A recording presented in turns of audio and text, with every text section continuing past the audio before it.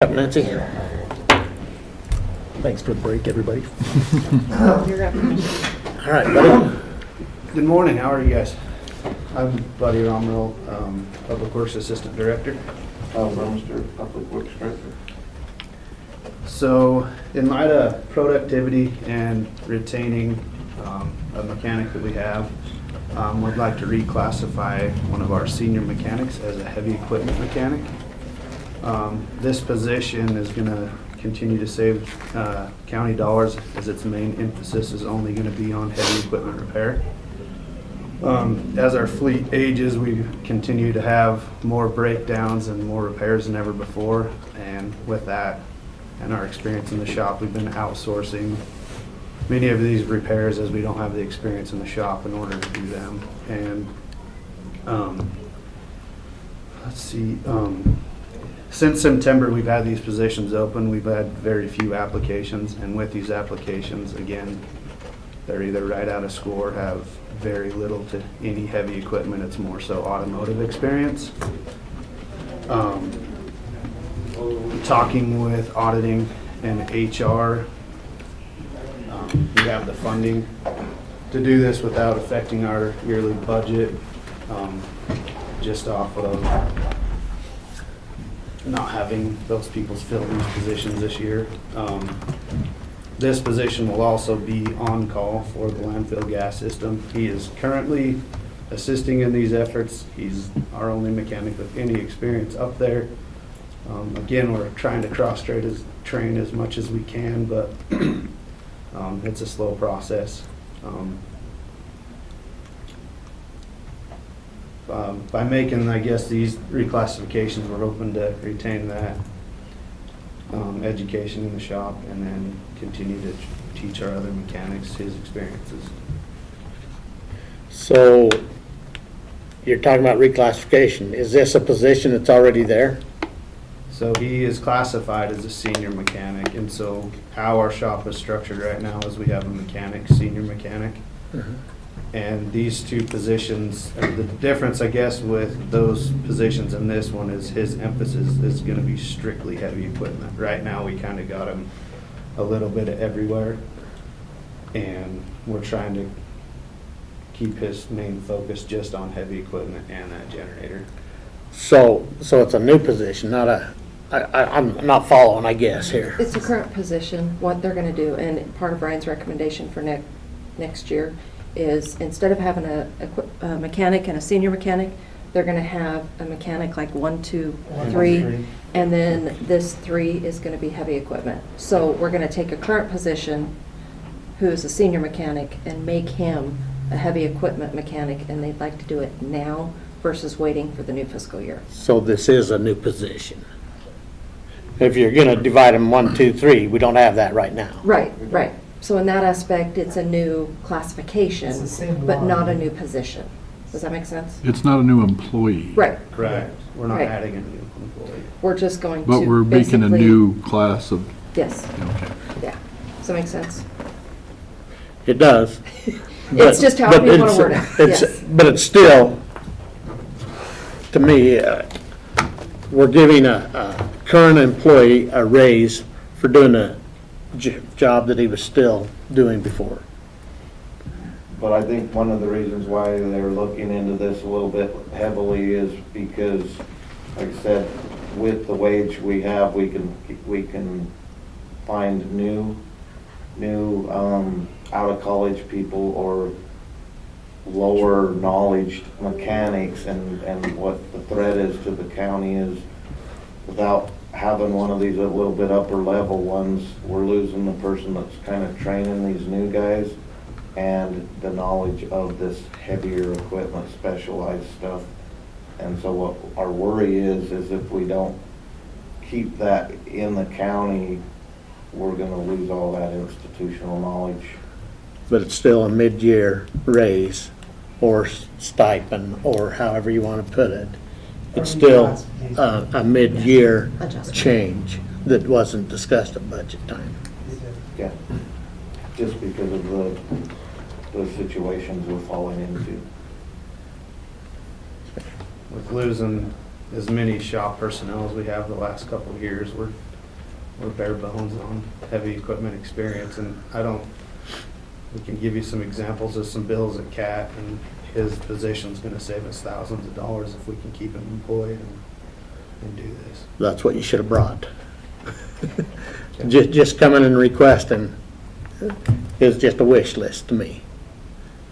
Coming with information saying this is what we pay at CAT, this is what we do, this is the number of employees that we've lost. That's the information that I like to have to make decisions on, not just, well, we want to give this guy a raise. That's what I would say, come back with that and we'll renew the discussion. Okay. When you put that information together, let me know, and then I can give you the dollar amount that it's gonna cost. Okay. And we can include that also as part of the packet, Okay. so that they've got that to look at too. Okay. Okay. Justifications, that's for me to make a decision, because it's not just affecting your budget right now, this is affecting years down the road. We got to make them decisions based on good information, is where I'm at. So just a quick question, where do you draw the line for the equipment this gentleman or this position would work on? Is it, your dump trucks and above, or just your graders and above, landfill equipment specifically? Or, that's part of what I want to know is where you're doing that. And then does that remove him of his, or relieve this position of its training of the younger guys?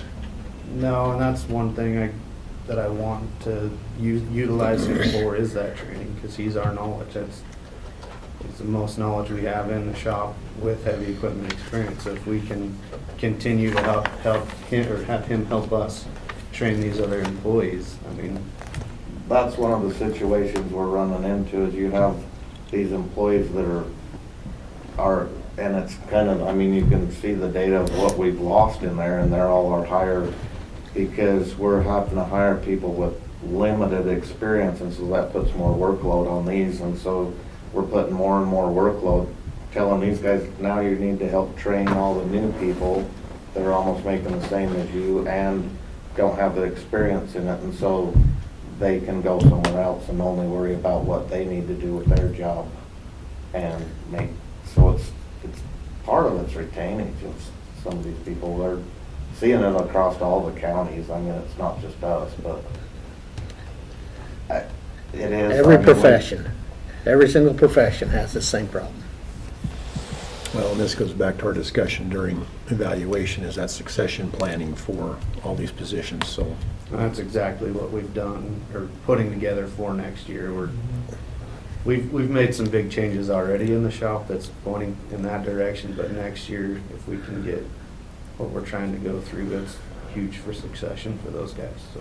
And you're working with Ryan and doing a job description. They've already done that. It's already Yep. done. And I've Okay. reviewed it. None of it's here. Okay, so we need to bring Well, I that. didn't feel that I should bring that. I didn't want to bombard you with information. This is my main goal right now, is this one. If I can get this going, then the stuff we're shooting for. But this next is all year. parts of it. Like I say, bombard us with information. Okay, That's Yeah. what we need. okay. Yeah, and I did agree with, like, especially for at the end of the fiscal year, of creating that ladder of mechanic 1, 2, 3. This is one of the positions that's uniquely challenging in the county. Yeah. And like I say, we're gonna be talking about all this stuff in a month here as we start into budget. And to start ahead of budget, making changes and giving monies is pretty challenging.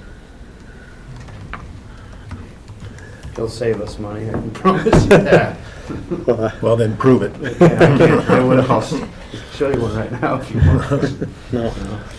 All right? All right, so our next topic is the weed and mosquito seasonal operators. So in the last few years, Department of Ag has made some changes to their regulations that anyone applying chemical has to be with a licensed applicator. So that's created some big challenges for us, that our fogger in the past has never been licensed, so he's out fogging by himself throughout the county. Well, this year, we cannot do that. Again, hiring challenges of hiring people, let alone people that are having these applicators licensed. So I'm looking at a way of trying to give incentive to these employees to come to us with a license. In the past, when I worked with Herder years ago, he'd give us $1 raise if you got your license. He also give you a 25-cent raise every single year you come back. So I'm looking at trying to implement something similar to that. That we. I don't know how he had that authority to do that. Those positions must not have been graded, and that was how he did it. They could have been. I'm He not didn't sure. come before us while I was here. I know that. This was in 2012. And it's Oh, probably okay. because they weren't graded. If they're graded, then you can't just do that. But if we have just flat dollar amounts, then when they come back, as long as it fits within the total budget, then they would have that ability. Okay. 212, That's that's, the only way I could see how that would have worked, because our office would have questioned it if it would have been a graded position, that he would have just arbitrarily given raises.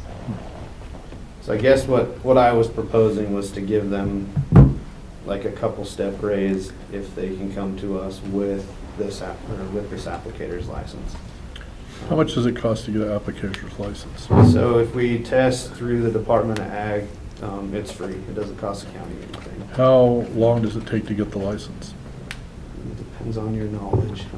It could take anywhere from a couple weeks to a month. Are you talking to anybody? If I decided I wanted to be an applicator, I could go take this test, and in 2 weeks, I could get this license? Yes, sir. Yep. One of the employees I'm talking about on this, which is our fogger, is hoping to return this year. I give him all the information he needed to study throughout the winter, and as soon as testing is available, he's planning on testing and doing that. So I'm just trying to figure out how to retain him and keep this knowledge. So if that's a requirement for the job, and it only takes 2 weeks to get it, why do we have to give an incentive pay to get someone to do it? Because it's never been a requirement for the job until now. And not all of the seasonals have to have it, because some of the seasonals are working with licensed applicators. However, some are working alone. So if you have 3 seasonal working, say, at the Mosquito, one of them will have to have this license, and so we're all paying them the same. And so that was, is there some difference we should do because one has to get an applicator's license? Why don't we have them all get the license? And make it a requirement of the job? The problem is we can't get any employees. I think it's a great idea, but you're getting 2 applicants. The only thing we're getting, what we see with seasonal, is some return people.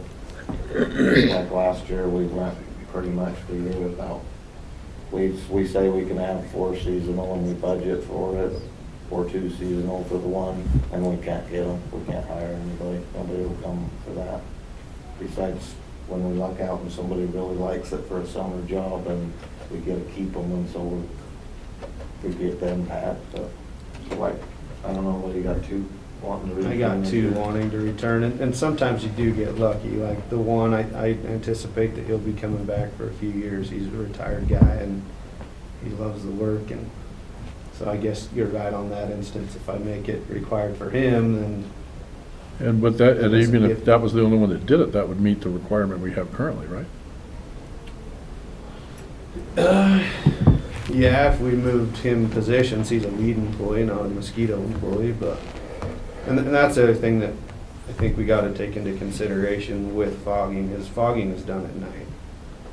All the fogging applications are done in the middle of the night, so it's gonna be tough to find a seasonal employee for $15 an hour that's gonna be licensed and work midnights. It's pretty tough. Licensed in what? And work midnights.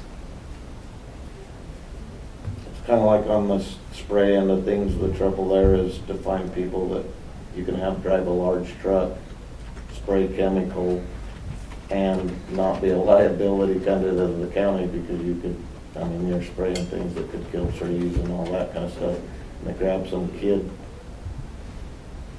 on break from school or something, and we luck out sometimes, but then it's a hard thing to put them in a situation like that as a threat to the county. We got two guys right in front of us that can drive. They've done it in the past.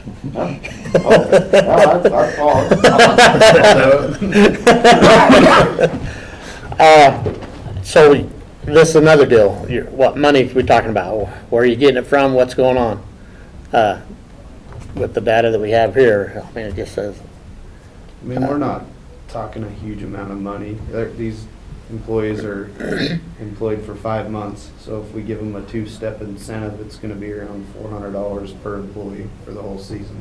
So we're not talking. but that's the information that you need to bring before us when we make these types of decisions. You need to be talking to Christie and know, okay, if we give them one step, if we give them 2 steps, what's going on, and how many employees, and the effect. I mean, I'm not trying to be hard on you, but this is what I do with everybody that comes and asks for money. I mean, right behind you, he's coming up next. And I just expect everybody to have these answers, or our questions answered. Because it's, once we go through budget, like I said, this year was one of them that has just driven me nuts. Because it wasn't a week after we signed the papers for budget that people were in here asking for stipends and money. And we worked hard the whole time. We worked hard giving us 7% last year. We worked hard to try to, and our obligation is the whole county. You're coming in talking about certain people, but my obligation is the whole county, and I have a lot of different departments that have the same concerns for their people. So if I may, what further information do you need on this one? Number of people, okay, you say step placement, 1 step, 2 steps, what's the money, what's the value? Where are you getting the funds from? Okay. And right now for noxious weed and mosquito extra help, they just have a pot of money and they work as many hours as that pot of money allows. So the higher the wage, the less hours. So get me the dollar amount, we'll figure out how many hours they can work, and then Okay. we can provide that as backup Okay. for the next meeting. I just never sign an open checkbook. And to me, that's what we're asking for right now, without the data. Okay. All right? Okay. All right, thanks. Dave?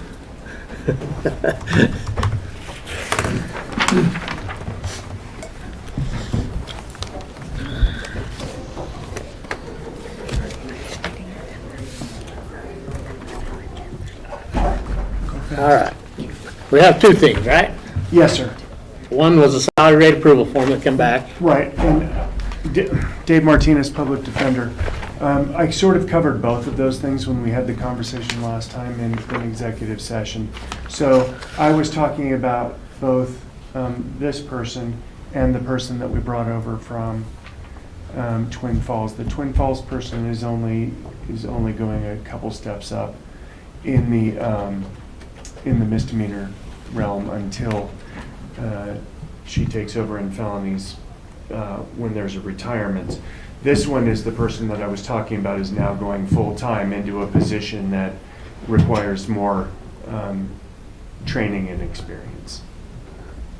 I'm trying not to use names because they're not. And that's fine, but when we talked the other day, Right. we talked specifically about, is this a new position, where it is and what it is? None of them are new. And that's what I knew happened with the other one, and I didn't understand that.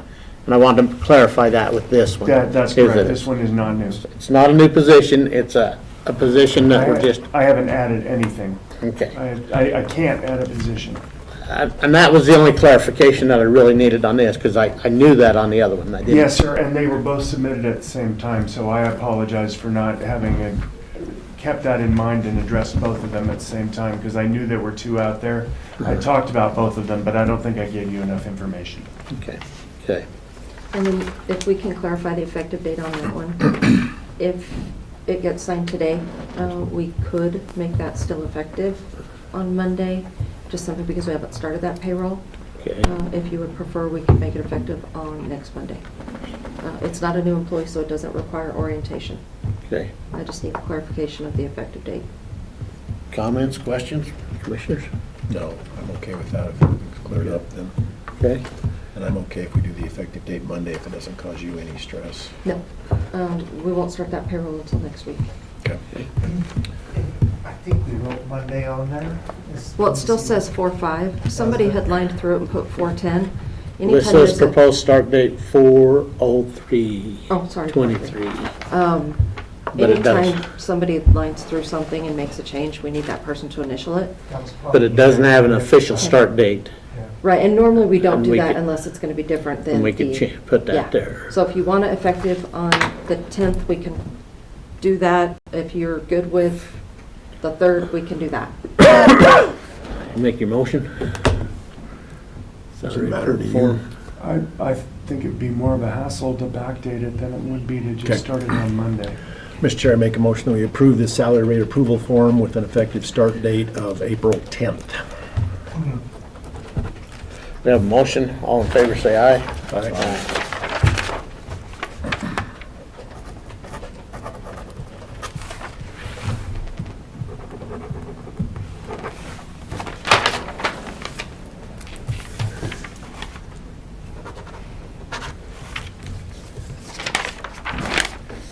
All right. There's that piece. Next. Next is just, I did write a letter on the stipends. I don't know, are we supposed to go into executive session for this, or do we not need to? If you're going to talk about individuals. I'm not. Just in I particular, don't, otherwise. I don't think I need to. This is the best I could come up with. There are some people who came in later that I asked for a lesser amount, but I know that this is a big ask, and it's a stressful time, and there's going to be a lot of changes coming up, and I know that it won't be long before the governor did sign the bill into law, so we have an end date. It's just a matter of getting there. I was glad that the budget was fixed. I don't think there's enough money in it to reimburse the counties, but I don't know if you're aware that the bill that the legislature passed took out the funding that would have gone to the counties. Yeah. And I think one of the first things that's going to happen when the transition team is formed is that there's going to be a lot of discussions about money and reimbursement still. Because the counties were not made whole.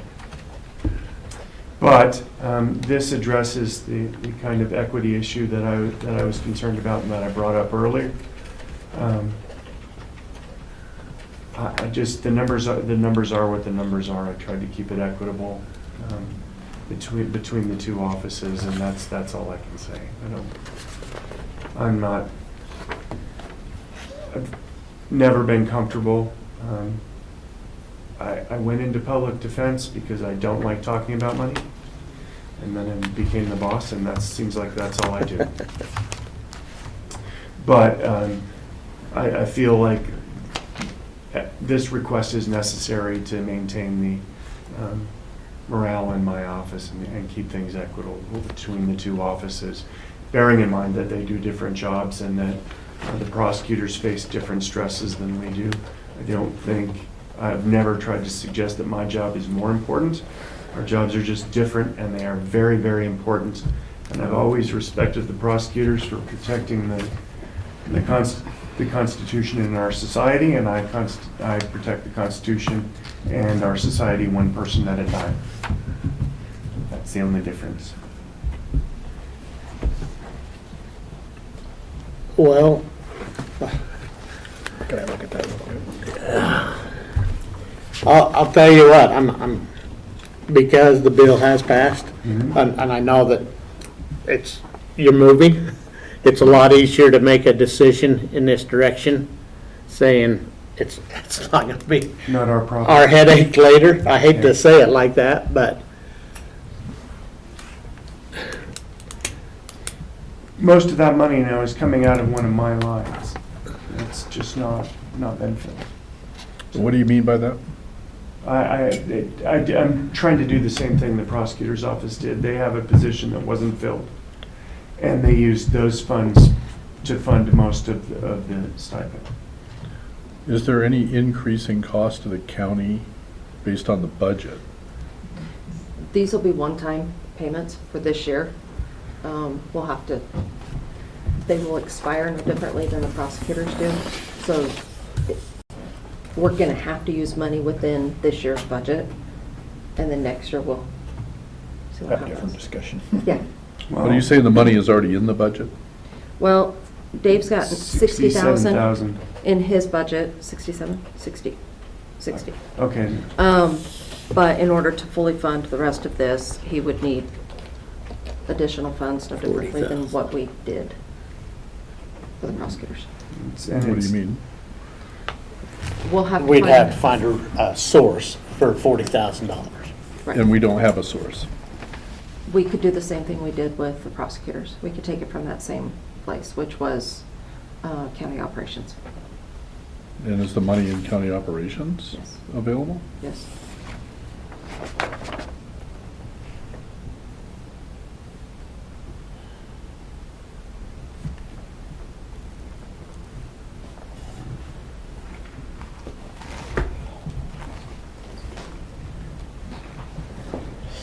You heard my speech, the group ahead of you. My speech is the same with everybody that's come in and I know. asked for stipends. And I think the only difference is that I'm asking for something that's already happened for the other side. And I'm not planning on Yeah. riding that horse any farther. I just, And that's been my position, is that that's what happened for the state. And I'm asking that the same thing happen for my people. If it helps and you want to strike mine, that's fine. That's what it takes to Well, help and- take care of my people. And you know, with Steve, we cannot. I know. We cannot, because he's an elected official, Because he's an raise his elected after the official. budget, so Right. he cannot. Correct.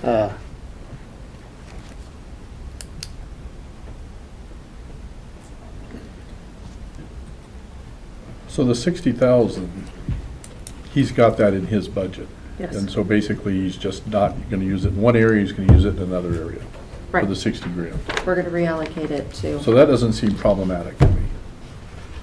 The other 40,000, however, I'm wondering about.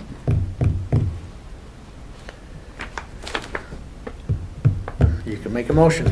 I knew. Any comment, Jeff? I'm with you, Mr. Chair, that this is a short-term thing going on, and Mhm. I can survive with that. I just hate doing this to anybody, or anybody.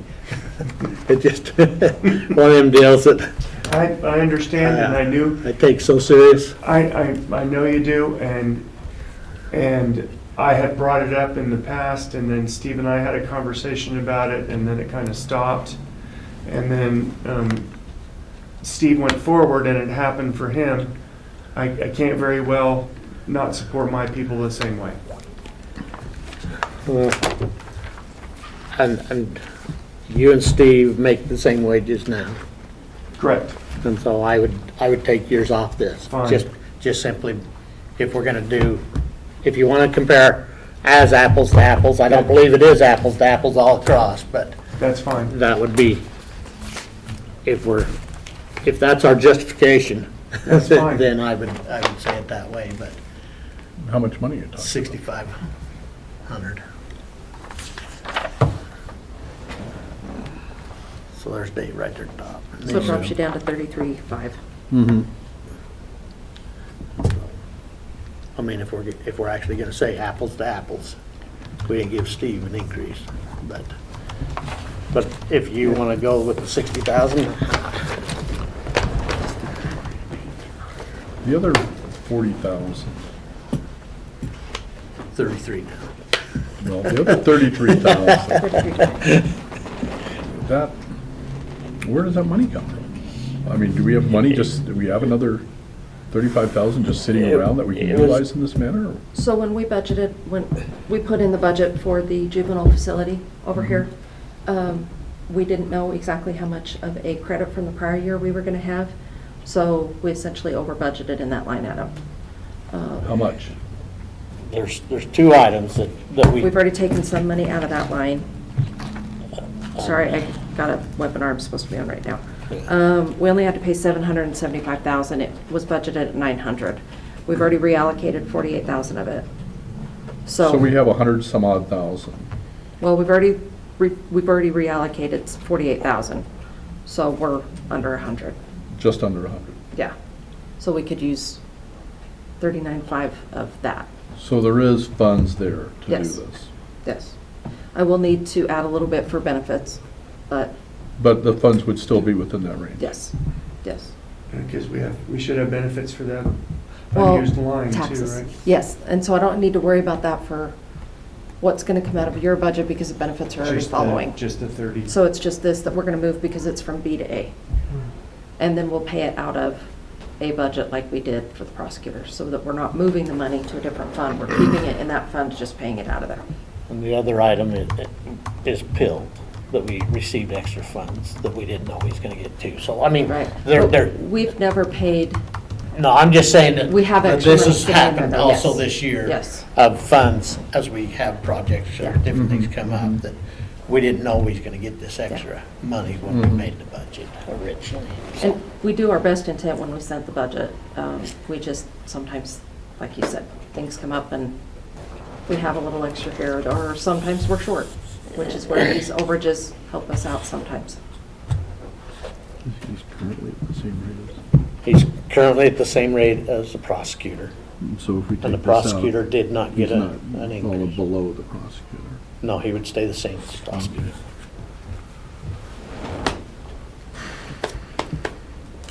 Further discussion? No.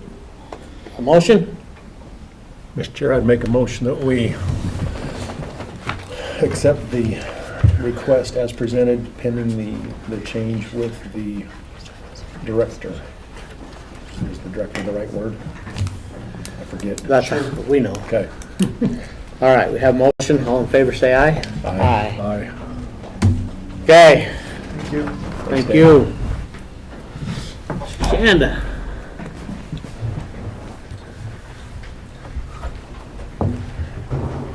Good morning, Commissioner Shannon Crystal, Chief Procurement Officer. I have an update for the board today. We've added a couple new projects, starting at the top with Road and Bridge. We're heading into their summer, well, can't tell from outside, but we are heading into the summer season. So we do have a piggyback opportunity with road oils and traffic paint. In regards to road oil, we are working out, we had a contract to legal. They did have a couple concerns on there, and we are working those out. And so I do, What's the road oil? road Can you oil, talk so about that we a are little bit? piggybacking off of a contract, and they had an indemnification clause in there, which is always the concern. We're looking at removing that. And then the locale, somehow they had Idaho Falls listed as if there was a problem to litigate, that we'd go to Idaho Falls. It's not that far, but we would prefer to do it here. So we're trying to work out that information as well. And this road oil contract, we're piggybacking with who? So that hasn't been before the board, and Is it I can't remember. not, is that something we can't discuss at the moment, or what? No, we could, if I could remember. One of them, I am voting road oil, is the state of Idaho that we're piggybacking off of. The traffic paint, I believe, is the highway district, Power County Highway District. I believe are the two that we are using to piggyback off of. And the road oils are used to pave or chip and seal Yes. this year, Mhm. this coming year. Yep, this summer. Yeah, but those full contracts, once they clear legal, will come before the board for review. You'll also be able to see which entity we are piggybacking off of. Okay. But both of those processes go through legal. The process of the piggyback that the state initially did to go out to bid and their awarding of that project, we review that to make sure that that meets all of our requirements as well. And then in tandem to that, if we agree with it, then we look at the contract itself. So But there are not, two but the pieces. road oil and the traffic paint, those haven't been approved. Correct, right? Yeah. They're just going through that process of Gotcha. legal. The road oil is a little bit ahead as we're working out that contract. The traffic paint, we're still looking at the way that the highway district bid it out, just to make sure that it complies with all of our requirements. Before then, we look at the contract piece of it. Okay, thanks. No problem. The next is for the noxious weed. I talked to the board last week about the chemicals for the summer bid. I did double check with Ms. Delkey, and there was just a little bit of miscommunication. There is a single type that we need to have on, well, now all the weeds are covered with snow, but right, that we'll need a little bit sooner, that she's going to move forward, that was below that $30,000 that she talked to you about. But in further research, I was able to locate a piggyback that we could off of the state of Idaho. I had that to her for review to see if it was going to comply with the needs that she had. She believes that it does. So she'll go through that contract use form, and we should be able to piggyback off of the state contract as well for that one. But again, right, that will then head to legal once she fills out the form and move forward through the process. The next one is the drug testing services. That has been published, and the next piece of that puzzle that is due are questions from any of the providers that they might have as they look and review those items. Those are due next Thursday, and then we'll move forward with that project. On the fuels reduction grant contractor, I had reported to the board that we were not going to publish them on Bonfire and just have them separate in CCOG. In talking with Charity, we want that extra notification and FaceTime with different contractors. So we did put it on Bonfire. Both of the the Cottonwood and the Smith Gulch are both now posted on Bonfire. The process, though, will still direct them through CCOG, through Charity, to run through the process, but we're just getting that extra FaceTime with anybody else that has, there was 400 plus people that had some way, shape, or form in some type of forestry or fuels clearing, or, right, there was a couple different avenues we headed down, but that got before just a few more people, and we wanted to try to get that competition going, so we initiated that through Bonfire, but that is the only thing, the notification is the only thing that will be in Bonfire. Everything else will run through CCOG as originally planned. In regards to those projects, Cottonwood was set for one of their pre-estimate tours this week. That unfortunately had to be rescheduled. So she is now looking for May 17th and the 24th. And fingers crossed, no more snow, and we can access that property. We are still holding our breath on the Smith Gulch, that we can get in there. The next one is scheduled next Friday on the 14th. So we're looking and testing, but knowing that we might need to reschedule that as well. But trying our best to move those projects forward just as soon as Mother Nature will allow. On the gel cleaning chemicals, we did receive a few questions and responded back out with responses to those this week, and those bids are due on Monday, April 10th. For the Forensic Pathology Center remodel, those bids were due this morning, and they will be opened here in just a little bit at 11, and we'll get to review and take them under advisement. The first piece of that evaluation team is going to look, we left an option in there if we needed an interview with the companies to be able to understand better what they had to offer the county and be able to evaluate their qualifications. So that is the first thing the first thing that the evaluation team will do is look and review at what we have. They won't score anything, they'll just make the decision if they would like them to come in before them for an interview, or if they feel they have enough information to go ahead and score those and move forward. The next is the sheep barn for the fairgrounds. We issued responses back to questions that were submitted to us, and those are also due on Monday the 10th, along with that gel cleaning chemical. We'll have 2 of them due then, and they'll be open the following Tuesday.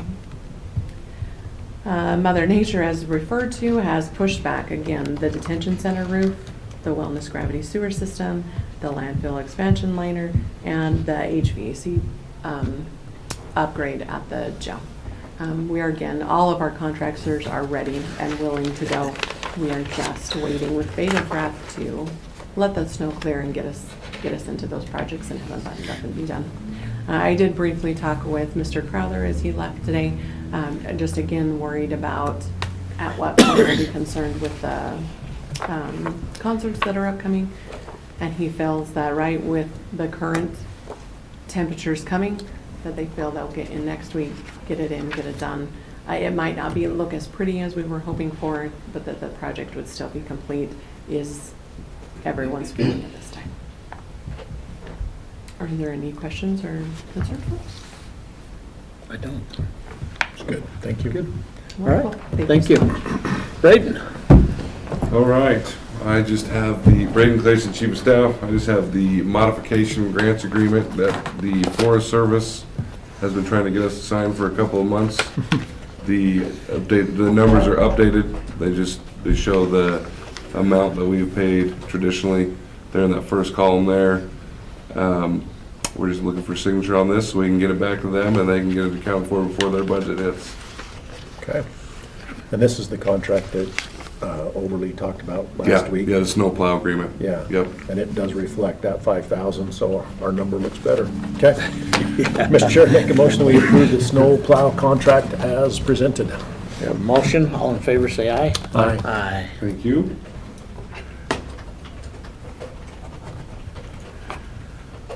That being said, we'll be recessed till